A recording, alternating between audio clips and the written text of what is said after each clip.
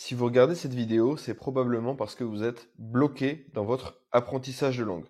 Donc, ce qu'on va faire aujourd'hui, c'est qu'on va prendre chaque palier de l'apprentissage de langue. J'ai défini des paliers dans l'apprentissage de langue, il y en a 5. C'est un peu arbitraire, mais à mon avis, ça illustrera très bien le niveau que vous avez aujourd'hui. On va commencer dans cette première partie, je pense que je ferai cette vidéo en 2 parties, avec les niveaux débutants de 0 et débutants, qui sont un petit peu différents, on va voir. Et puis, si la vidéo vous convient, je tournerai la vidéo numéro 2 où on parlera des paliers suivants. Avant de commencer et de rentrer dans le concret, je voulais vous montrer cette petite courbe. Donc ça, c'est la courbe de progression de n'importe quelle discipline, d'ailleurs. Et en fait, la progression, c'est pas quelque chose de ce qu'on appelle linéaire, qui fait une ligne droite comme ça, où tous les jours, en fait, on fait la même chose et on a des progrès incrémentaux. C'est en fait quelque chose d'assez saccadé. Donc, on a des paliers comme ça. En fait, on a des points d'inflexion, des points d'inflexion qui vont vers le haut. Donc là, par exemple, c'est au tout début, tac, au bout d'un moment, vous débloquez quelque chose et bam, vous avez une grosse période de progression. Puis, vous stagnez. Donc, la courbe dessine pas exactement ce que j'aurais voulu illustrer, mais c'est ce que j'ai trouvé sur Internet, vous m'excuserez.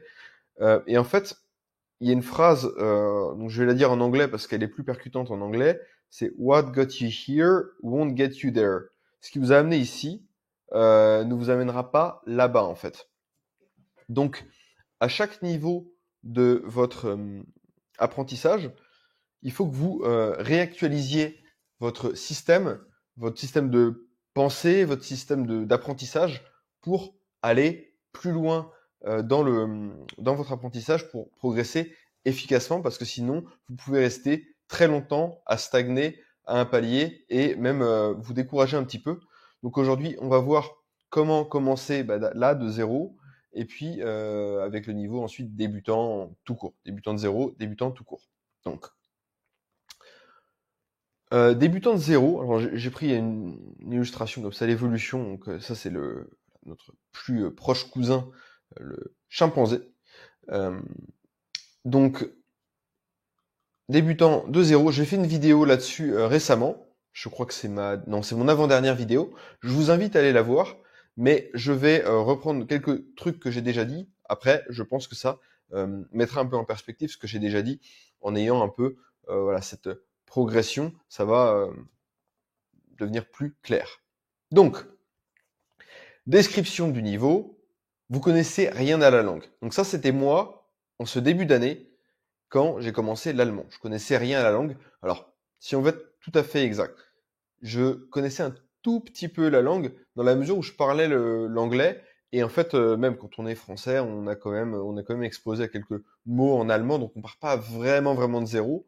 On connaît des phrases toutes bêtes, ich liebe dich, des conneries comme ça. Donc, c'est pas comme si, par exemple, je commençais, admettons, le guarani, langue autochtone du Paraguay, langue officielle, co-officielle avec l'espagnol. Là, je connais vraiment zéro.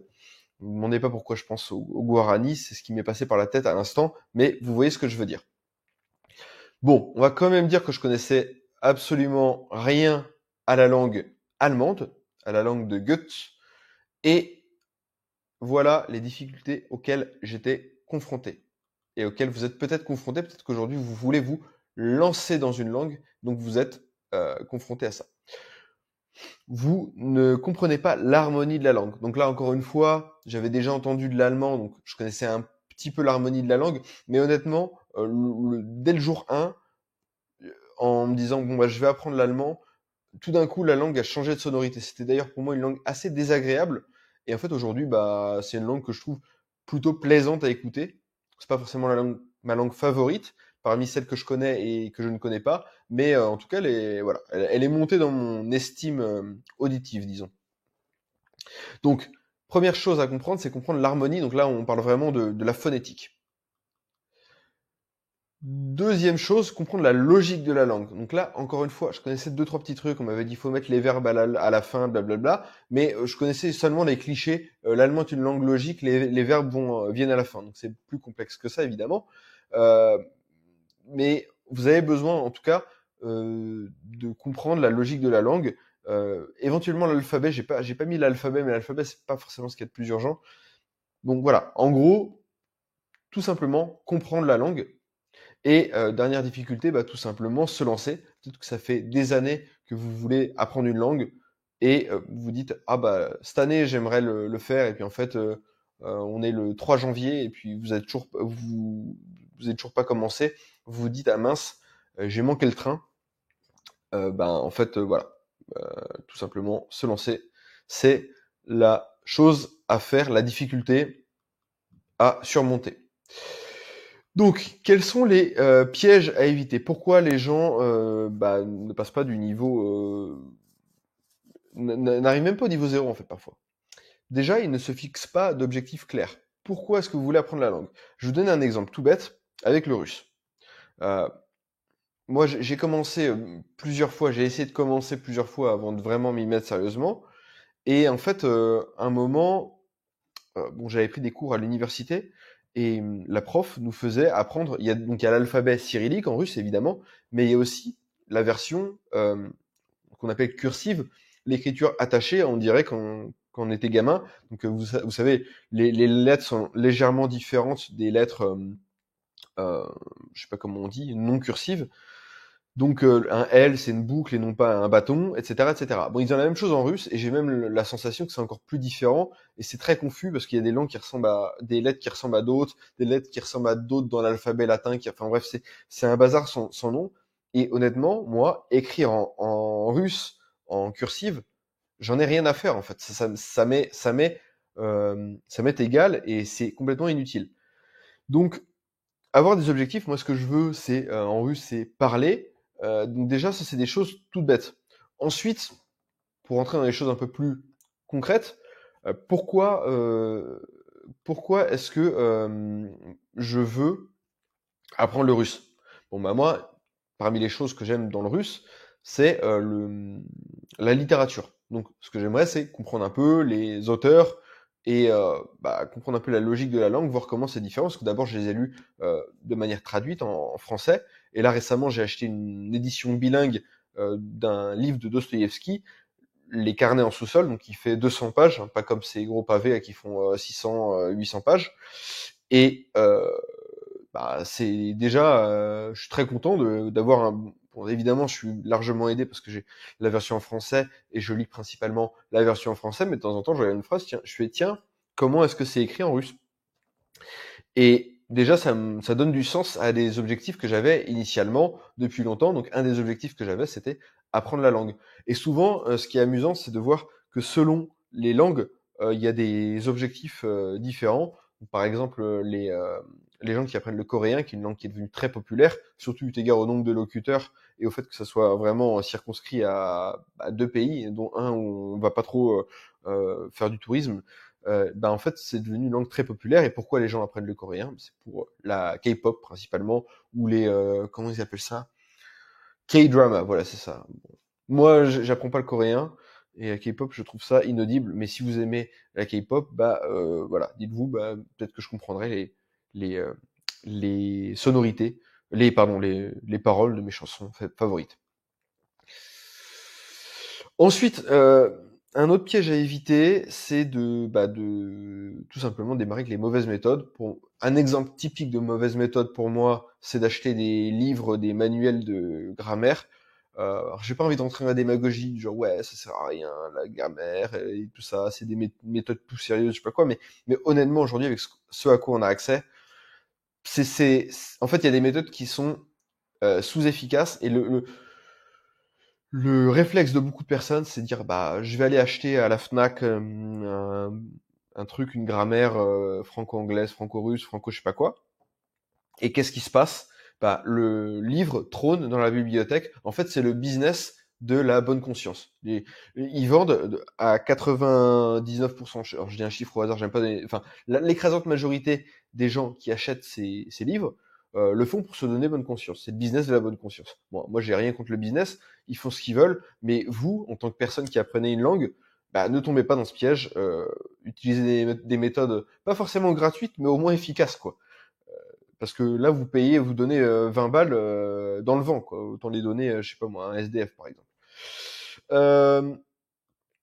Tchac, et dernière chose, ne pas avoir de routine d'apprentissage. Dire, voilà, je vais apprendre une langue, mais sans vous dire, bon, je vais me fixer pas longtemps, 15 minutes par jour, c'est déjà bien. Moi, je pense que 2 fois 15 minutes par jour, 30 minutes, découpé en 2 sessions, c'est idéal pour commencer rapidement. Mais voilà, ça, c'est un piège de me dire, je vais apprendre la langue, mais sans savoir concrètement comment ça va se passer, sans savoir de manière pratico-pratique comment ça va se passer, c'est une erreur. Ne tombez pas dans ce piège. Alors, les exercices pour progresser, selon moi, donc écouter dans la langue, tout simplement, 15 minutes juste d'écoute. Donc, alors, idéalement, prenez des vidéos avec des sous-titres français et dans la langue. Par exemple, je vous ai déjà bassiné, mais à juste titre, avec les vidéos des chaînes Easy French, Easy German, Easy whatever. Et en fait, ce qui est bien, c'est qu'ils font des micro-trottoirs où ils parlent aux gens et ils ont alors c'est sous-titré en anglais et dans la langue cible. Donc, c'est plutôt pas mal. C'est plutôt pas mal. Donc voilà, écoutez pour encore une fois, comprendre l'harmonie de la langue, capter des mots, voilà, rentrer dans le bain, mettre un petit orteil dans le bain. Ensuite, apprenez des phrases de base. J'insiste sur les phrases et non pas sur les mots, parce que c'est beaucoup plus efficace de retenir des phrases. Quand vous retenez des phrases, vous retenez des mots, par définition. Si vous retenez cette phrase, par exemple, connaître des phrases de base, vous apprenez cette expression de base, le déterminant. Vous voyez que là, il y a du pluriel, donc il y a une espèce d'harmonie. Vous voyez qu'il y a un verbe. Donc honnêtement, c'est bien plus efficace que d'apprendre mot par mot. Voilà, apprendre les mots dans le contexte, c'est beaucoup plus efficace que d'apprendre les mots isolés. Ça fait peut-être un peu plus peur parce que c'est plus compliqué à retenir une phrase, mais c'est plus efficace. Enfin, j'ai déjà dit 15 à 30 minutes par jour. Moi, je conseille 2 fois 15 minutes. Et roule ma poule. Donc, je suis content parce que je me suis dit, j'avais peur que la vidéo soit trop courte si je fais seulement 2 niveaux, mais en fait, je vois que c'est plutôt pas mal de découper en 2 niveaux. Donc voilà, là maintenant, vous passez de chimpanzé à hominidé quelconque, chaînon manquant entre le chimpanzé et l'homme. Vous êtes au niveau débutant. Donc ah oui, dernière chose que je voulais dire, c'est que ce qui est bien avec ça, c'est que si vous, admettons, vous voulez commencer une langue, vous pouvez tester pendant 1 semaine et vous dire en fait, je m'en fous, j'ai pas envie, ça m'embête, j'ai pas le temps. En fait, la langue ne me plaît pas. Ce qui est bien, c'est voilà, au bout d'1 semaine, vous pouvez commencer très rapidement et connaître, voilà, savoir dire deux trois petites phrases et décider si vous allez de l'avant ou non. Et on va dire que ça, c'est après 1 semaine. C'est un niveau qui est atteignable après 1 semaine, même si au collège, on l'atteint au bout de 2 ans, même après le lycée. Moi, j'étais pas forcément beaucoup plus avancé que ce niveau-là en espagnol, parce que ma LV2 c'était l'espagnol, j'étais vraiment une brêle. Heureusement, ça a changé, mais voilà, on arrive au niveau débutant, hominidé. Donc, description, vous avez des notions très basiques de la langue, vous connaissez quelques mots et expressions courantes.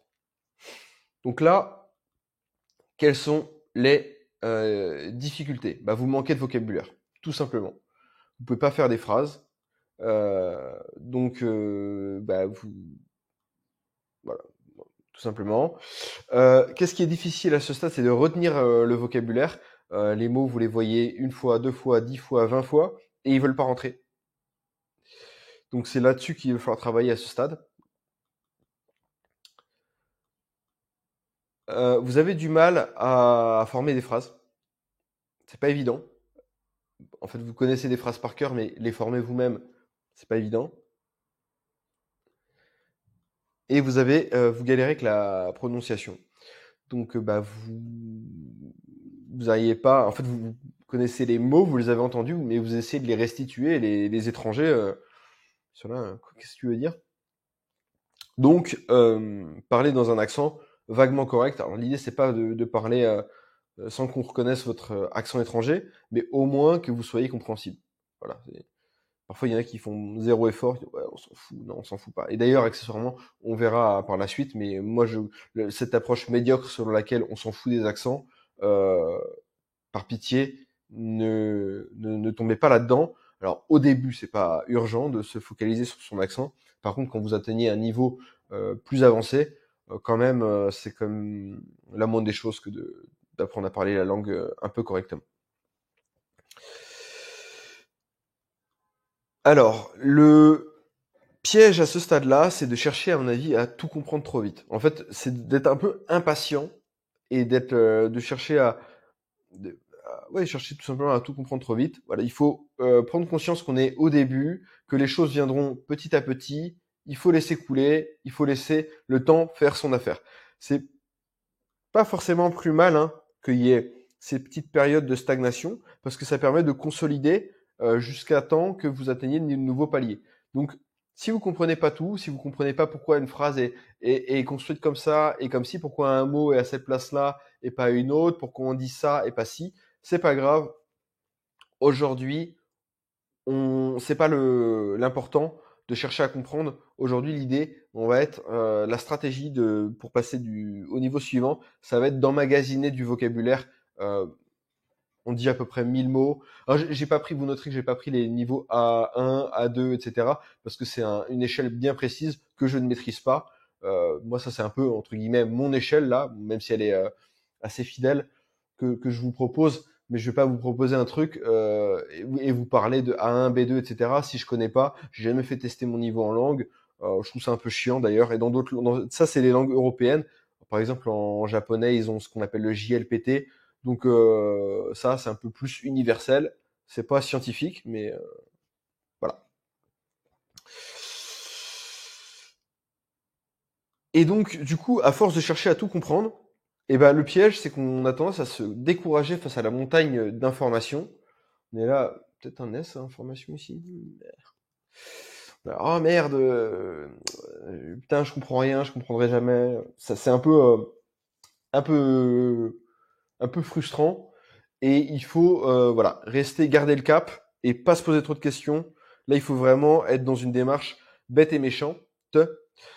J'ai pas mis la temporalité, mais j'estime que pour passer du niveau 0 au niveau débutant, une semaine, tout simplement. Alors c'est vraiment la méthode accélérée, c'est le premier sprint. Et pour passer du niveau débutant au niveau suivant, au niveau élémentaire, je vous divulgue la suite. Je pense que on peut raisonnablement dire que c'est à peu près 1 à 2 mois. Encore une fois, ça dépend de la langue, ça dépend de vos connaissances actuelles. Par exemple, si vous parlez l'espagnol couramment, pour passer du niveau débutant au niveau élémentaire, ça va prendre beaucoup moins de temps parce que vous avez une grosse base du vocabulaire. La logique de la langue est très similaire. Vous avez quelques trucs à capter. Ça va aller beaucoup plus vite.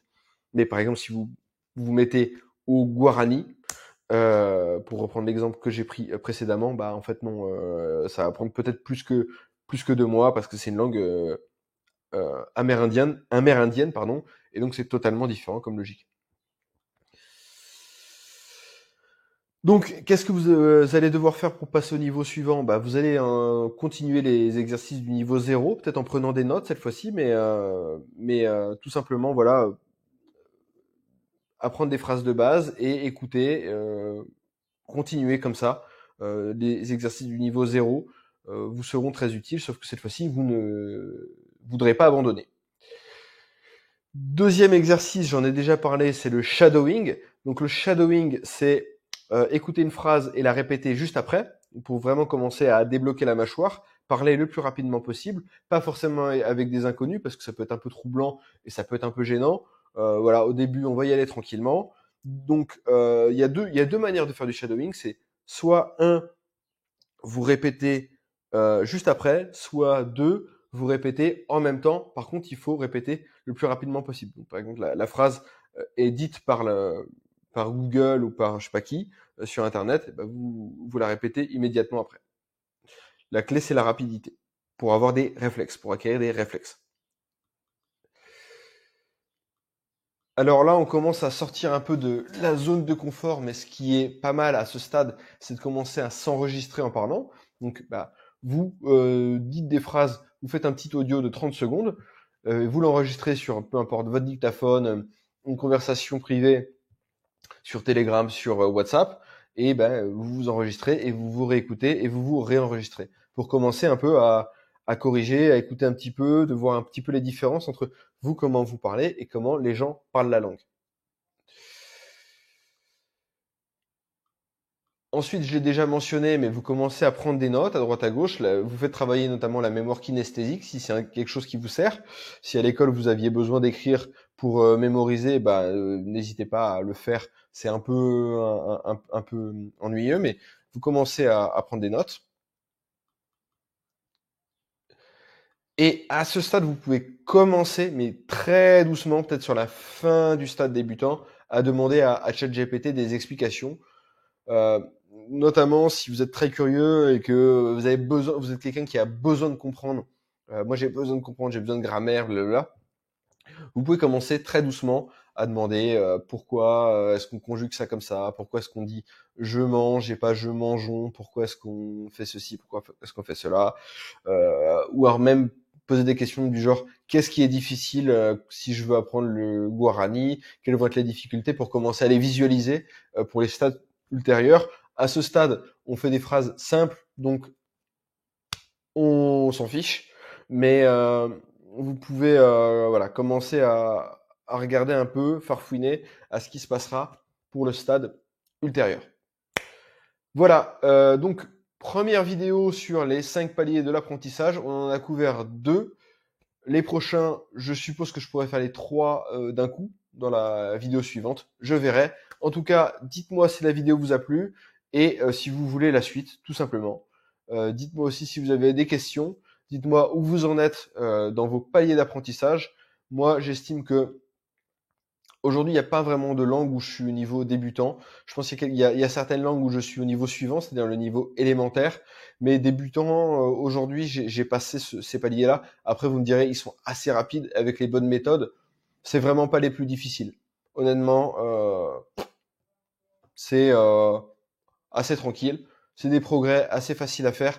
Il y a vraiment le côté, on apprend des choses en permanence. Il y a un côté un peu dopamine. On voit les progrès aller à toute vitesse. On commence à recevoir des compliments. Donc notre ego est gonflé par les locuteurs natifs. C'est par la suite que ça se corse. Vous le verrez. En tout cas, on en parle dans la prochaine vidéo. Je vous dis ciao.